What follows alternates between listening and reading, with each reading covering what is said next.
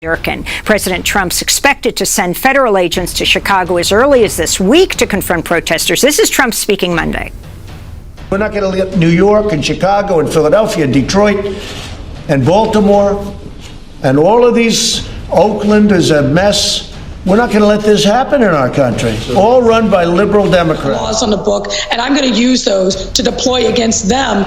We're not going to have tyranny in the city of Chicago. It's just not going to happen. Just this past weekend alone, over 60 people were shot and 12 were killed. 2020 is on pace to be one of the deadliest the city has seen in decades, with both murders and shootings up close to 50% compared to the same time last year. It's part of why the Trump administration is planning to send in additional federal resources to the city that Mayor Lightfoot says will bolster their already existing federal partnerships to suppress violent crime, based on the information she has.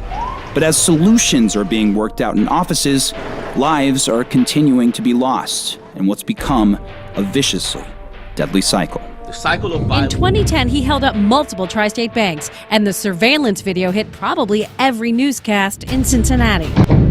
It's something you would see in a Hollywood movie. I don't think any of us have seen anybody do anything like this. Trucks not kill cops. This is the bank robber. We believe to be an African-American male.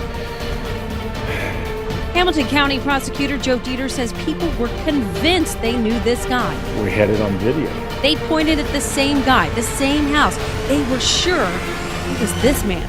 Put out a Crime Stoppers tip, and we got about 5 or 6, 7 phone calls. I know that guy. He lives on this street. He lives in this particular house. And when the detectives went to that house, they knocked on the door. His mom answered it. She said, "I know why you're here.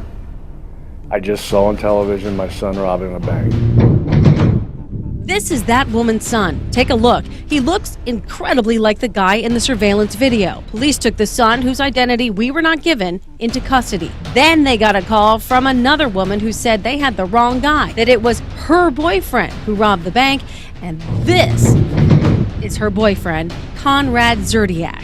Actual perpetrator was white as could be. He had bought a theatrical mask from Beverly Hills, which cost a few $1,000s, and it's very lifelike, and he had it on, and it looks like the guy they called Crime Stoppers about. I mean, his mom said. His mother said it.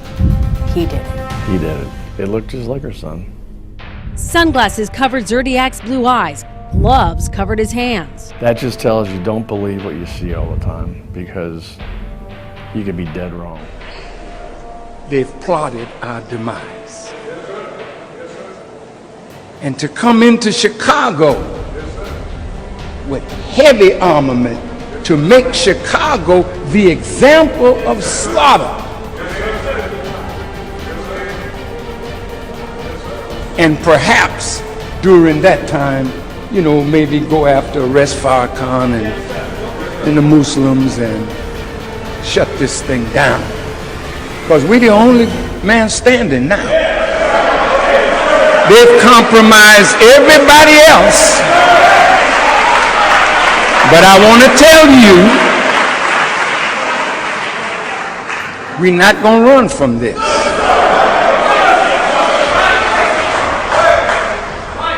Because if you plan the slaughter of black people in America, starting with a slaughter in Chicago, let me tell you what you can expect.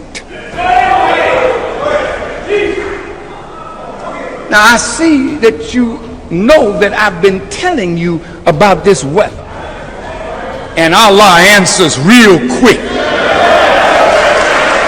But it's getting worse now, because you're getting worse in your plans. There's a movie out called Into the Storm. You ought to check it out.